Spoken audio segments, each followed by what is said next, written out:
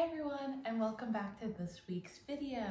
So for this week, I decided to film video number 2 of my headstand series, and this video will be a how to do a tripod headstand, or also known as Sirsasana B.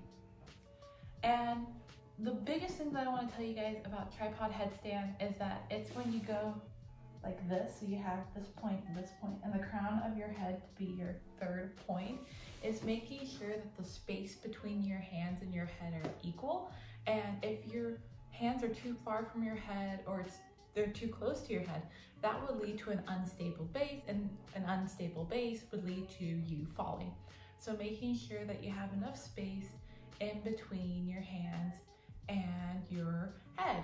And I'll talk about later in this video how to distribute the space, making sure it's equal. So we'll touch on that later. I do highly recommend that you guys warm up before you start either of the headstand variations. Believe that if you're just starting out your yoga journey or starting out your fitness journey, don't jump into the headstand inversion right away. Ease into it, take some time. You don't want to hurt your neck. Your neck is very valuable to you. And so with that being said, then why would I want to do a headstand? What would be the benefits of doing a headstand if I treasure my neck so much? Well, I can answer that question for you. If you are going to perform a headstand, it's going to help increase your balance because you're going to be inverted. It's going to help core strength because you're not going to allow your lower half to be all flippity floppity. You need to make sure that it has some attention and that your legs are going to be actively engaged during this inversion. That way you're able to keep your lower half up. It's going to help with leg strength because you are actively engaged in your legs. And it's going to help with concentration because you're flipping yourself upside down. There's going to be more blood flow coming to your head, which will allow you to see better and think better. Now, at the end of the day, do I believe that doing a tripod headstand or a regular headstand would be the most beneficial way to getting these results? Absolutely not. But I think doing a headstand would be a little bit of fun, you know, changing up your daily activities, changing up how you're trying to make the best version of yourself. And if you want to sprinkle in a tripod headstand every now and then, a Sirsasana B, go ahead, do it. If you know how to do it, why not mess around with it? Why not play around with it? And if you don't know how to do it, then take the time to practice. Everyone's journeys to getting to that final result is different. And I mentioned in my splits video that the progress is worth more than the final result, because during that journey of progression, you're going to learn what your body's capable of. You're going to learn what your body likes and doesn't like, then compared to the final result, which that's still extremely happy, and it provides a lot of great emotions because you've noticed all your grit and determination coming together. But once you hit it, you hit it. And then you have to try something else to just keep yourself still wanting to be able to be the best. And so let's get started. I'm going to share with you guys some stretches that I recommend doing to being able to allow the upper body to feel loose and energized and warmed up. Or if you guys want to do some of the yoga flows, I'll have them down below. Do whatever is best for you. Catch me on my Instagram at StuffGinaDoes if you want to see these drills being posted there. And let's get started. For the first stretch that I highly recommend doing is some wrist rolls, because we are going to be adding a lot of tension and frustration into our wrists by the way being bent like this. And you just want to make sure your wrists are all warmed up before getting into this inversion, because you don't want to have any injuries or fallouts solely because you didn't warm up your wrists. So some wrist stretches you guys can do is bringing your fingertips towards you and bringing the top of your hand on the mat, and then just going back and forth or side to side, you know, having fun with it. Then you can put the palms of your hand on the mat and then lean back, lean forward, lean back, lean forward, Or if you guys want, you can bring your wrists, your inward facing wrists, so like the white parts of your forearms facing each other, and then going side to side. Doing a little bit of that. Or if you guys want, you can just stretch your wrists out like this, pressing into the palm, pressing outward, and doing a little bit of wrist circles. And I also believe that the wrist and forearms never get a lot of attention in the fitness world. If you think about it, we put a lot of weight on our wrists when we do our yoga flows, when we do our down dog, when we do our reverse tabletop, when we do our tabletop, when we do our arm balances. If you hear the dogs in the background, they're not mine, they're my neighbors. So wrists are very valuable in everyday life. They help us rotate our hands, they help us write, help us grab, sort of, I guess, if you're grabbing something in an awkward way. And so take the time to really warm up your wrists. Now for the next pose that I recommend are going to be some neck stretches, just because we are going to have to distribute some weight onto our neck compared to Sirsasana A headstand, where when you're like this, you can learn how to distribute a lot of the weight off the head. So it's mostly just on your forearms, but with this headstand, you are going to have some weight on it. So I would highly recommend stretching your neck out a bit. And so what I would do is just bring my head to the left, bring my head to the right, bring my head down. If you want to add some pressure, go ahead. Do some neck rolls. And then shoulder rolls, just so you can get that base crown area too. Fun story, actually. When I was younger, I remember in my elementary school PE class, we used to do full neck rolls like this. And then I remember when I got older, because my elementary school was kindergarten through 6th grade, so during my later years of elementary school, they had us stop doing full neck roll circles and had us just do this. And since then, I haven't seen people do full neck rolls. I know that it does cause a lot of tension and everything, but I just think that's interesting that I was in the phase of full neck roll circles and now everyone's just doing half neck roll circles. So I thought that was a fun fact. It's interesting to think about it, and what we believe is right and what we believe is not right. So for the next stretch that I'm going to have you guys do is get into a tabletop position. And this is just going to be a shoulder twist. And notice how I'm putting weight on my wrists. So that's why I recommend doing wrist rolls and wrist stretches first. That way everything else, your wrists are going to be already warmed up. So to do this, bring your left arm up and then thread it through. That way you're just giving a little bit of stretch, allowing your back to warm up a little bit. And then bring your right arm up and then twist through. Remember guys, if you hear any cracking noises, that's okay. The only time that you should be worried about having any pain doing these more simpler moves is if you feel an electrifying jolt, if you feel unease in a painful way, or if you feel a sharp pain of electricity, or get out of that pose. That means your body's not warmed up or you're overdoing it and your body's not ready.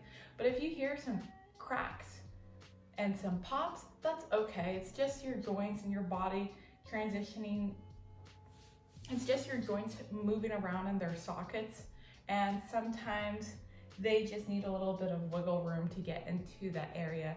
And there's some space in between the joints. So that's why you hear that popping noise. And if you hear popping noises in this video, it's from me. Don't worry about it, it's okay. I've been popping since 1999.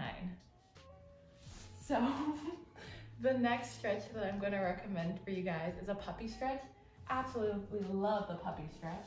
It's where you elongate your upper half. And I also think puppy stretch is good for any warm-ups or any stretching routine if you're not directly aiming it towards headstand, because it just helps you open up your chest area especially because, like I've mentioned before in my other videos, we're spending a lot of time on the computer and a lot of time on our phones, and that allows us to cramp up into a ball. So this helps our body get that natural feeling of stretching out and being open. And so you just bring your chest to the ground and you bring your hips up. And I heard that you're supposed to keep your hips aligned with your knees. Sometimes I don't follow through with that. And then you can either put your chin on the ground or you can put your forehead on the ground. And remember, your toes stay tucked. And there you go. Also, I want to mention to you guys that you can hold these poses for as long as you want. I usually recommend between 15 to 20 breaths, just so I know that my body's warmed up and I know what my body needs best. But you guys do whatever as long as you feel like you need it. And also, you guys don't have to do all these poses at once. Like I've mentioned in previous videos, do what you feel like is most valuable for you at that moment and whatever you have the time for, because stretching and doing these drill works every day is worth more than just doing 2 hours on one day, because then your body has that familiarity and your body is able to respond better. Now, for the last stretch that I'm going to show you guys is a tricep stretch. And what that is you're going to collapse your hands together and bring it behind your head as you go on a couch or a chair, whatever that has an elevated surface, and you're just going to bring your head below your arms and just stretch out that tricep. Ah, this feels so good. And the reason why I'm having you guys stretch out your triceps specifically is because you guys are going to be in a position where you're like this, and look, your triceps are holding a lot of your upper body.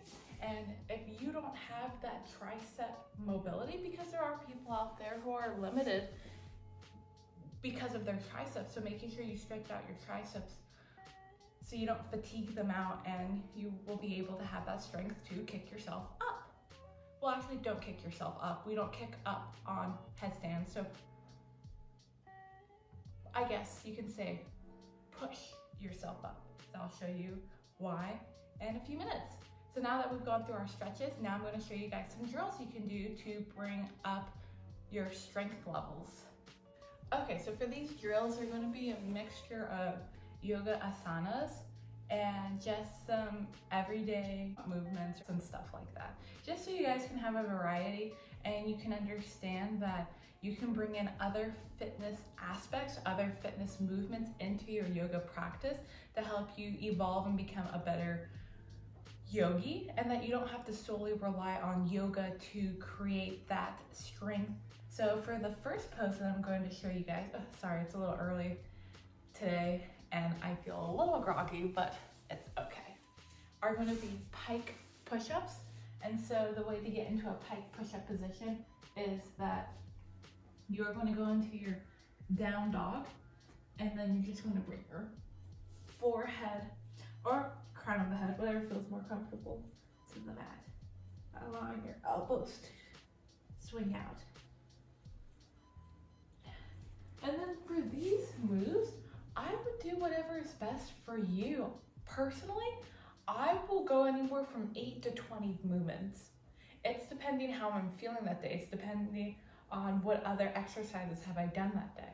If you can do more, that's great. Or if you guys want, you can split it up into rounds. You can do 3 rounds of 8. There, you just hit 24 reps. Get creative with it. So now the next pose that we're going to do is down dog to dolphin. And so you get into your down dog position, and then you get into your dolphin. So bringing your elbows to the ground, just like this. And if you're not able to do that, it's totally fine if your heels are off the ground, if you have to bring your butt back a little bit, if you go one elbow down at a time, whatever works best for you. Just trying to get both elbows down on the ground is the goal, in my opinion. That way you're strengthening those triceps. Now, the next pose that I'm going to show you guys are going to be some up-down planks. So if you have to keep a wider base with your legs, totally fine, because the goal is to not swing your hips from side to side. You want to make sure that your core is very engaged and that your hips are moving very minimally. And then, so elbow, elbow, hand, hand, elbow, elbow, hand, hand. And remember to doing a plank, keeping your body in a line. We're not sticking our butts up. We're not showing our butt to anyone, keeping our butts aligned. So the next pose that we're going to be doing to help strengthen our upper body, you can do some plank saws. So going into forearm plank and moving back and forth. See, there's a pop, but that's okay. And then another drill you guys can do for engaging that core is boat to low boat. I just love doing these so much. They're so challenging. Or you can do straight to V's. Whatever you want to do to strengthen your core. And now I'm going to take you guys to the wall and show you some wall drills. Okay, so with the wall, the reason why I'm using it is to help and show you guys how to get into the inversion and still feel safe, especially if this is your first time doing an inversion and you don't really understand or know what the feeling is like to be upside down. So being near a wall is really good just to build up that core strength and to build up that muscle memory, and that way you'll be able to help yourself push up into your tripod headstand. And the reason why I have my mat is because I am on tile and it just hurts to be in a tripod headstand without a cushy surface. For me personally, if you can handle it, bravo to you. I can't. Anyways, like I mentioned earlier, we need to have a stable base. So that means that we need to be able to equally distribute out our weight between our crown of our head and our two hands. And so one way you can do it is you can clasp your hands on your elbows, and then wherever your elbows are, that's where your hands are going to be. So that way right there, we have 2/3 of our point secured. And then when you're ready, I'm going to bring it down just a little bit. And then when you're ready, you can put the crown of your head onto your mat. And that's how you have your 3 points. And where I put the crown of my head is wherever I just directly lay my head down, because I've already measured out 2 out of 3 points. So, and by doing this move enough, I have been able to estimate pretty well. So here we are, we're in our tripod headstand. Bring your hips up and then just put your feet on the wall. Now I'm gonna have to scoot back just so I can have straight legs to show you guys the moves. So here we go. And then you can guys have both feet on the wall, or you can alternate your feet on the wall.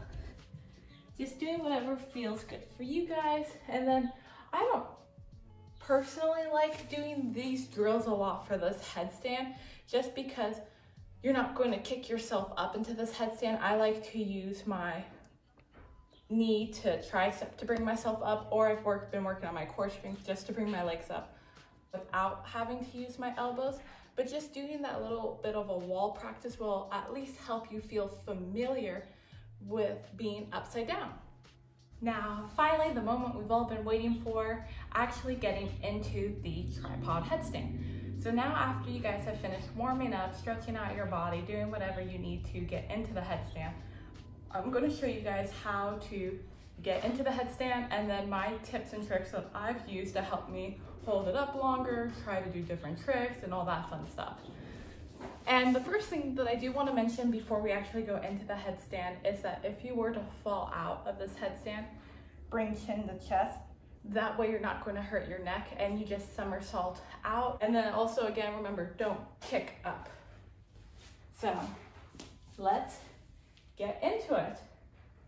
So the way that I would recommend you guys getting that for a beginner is to get into your base and then walk your legs to your arms and then just bring your knees to your triceps. And then you can just hold, just working on core balance. And then what I like to recommend people is to get up very slowly. That way you're really engaging your core. Instead of if you were just to go up super high, and then you might get a little bit unbalanced because your body's shooting up so high and you haven't really learned how to move with the aspect of falling. Okay, let's get into our headstand now that I've shown you guys some stretches, some drills, some tips, and how to fall out of it. So here we go.